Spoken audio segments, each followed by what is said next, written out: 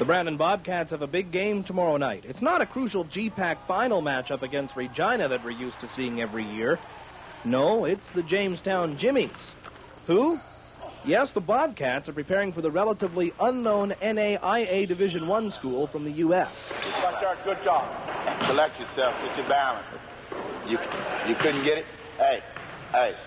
The way you get your balance is put it on the floor. I mean, we played some pretty good teams, you know, and that was kind of competitive. But from what I hear, Jamestown's supposed to be a real good team, and we're a real good team. So I feel that it's a battle of the heavyweights. All we know is that they're big, athletic, and they're strong. So what we got to do is we got to use our quickness to our advantage. And we're going to be working on a new zone, so hopefully that can shut them down. They're big on the post. They're athletic. They got about 8 guys that can really get after it. They're from all over in the States, and up until last night, I think they were undefeated. So they're ranked pretty high. Anytime you go to the post, you bounce pass. Anytime you work on the perimeter, you try to use an air pass.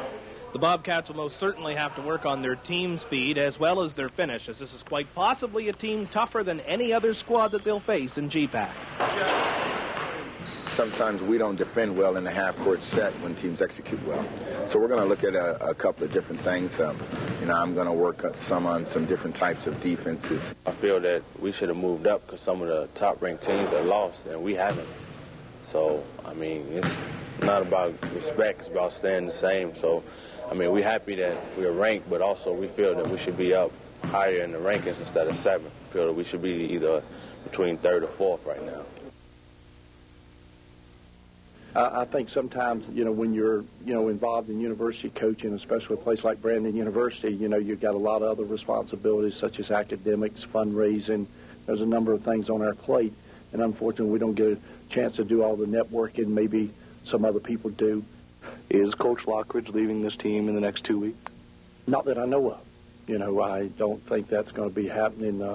Greg's done an outstanding job with us this year, and I think, his situation is, that he wants to remain here as part of our basketball team, and I think that will happen.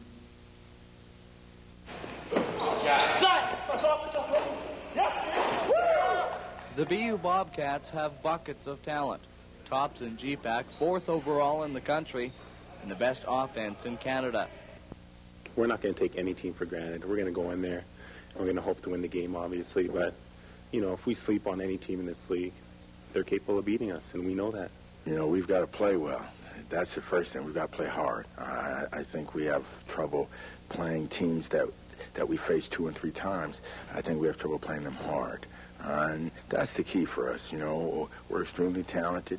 They're well coached, as we are. So it's a dogfight. They've got a guy that's probably one of the top scorers in the country, let alone in GPAC, in the kid Marati. I mean, he scores at all angles. He gives you everything offensively. He's got great footwork. He has a great understanding of the game. And they incorporate him well, and they play well together. Hollywood Carter! Playing his fourth year as the fly guy, number 30, Mark Passley.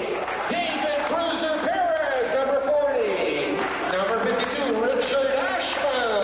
And number 50, Richard Lovelace. And Coach Wildcats on 3, fellas. 1, 2, 3. Stay tight, get some enthusiasm. Help these guys out. Okay, hands in. Let's go, hands in. Let's go, Mo. Set down today. Remember, on defensively, remember that shuffle cut. The ball's away from you, get your butt in the lane. Let's go, Lovelace, find some energy. Defense.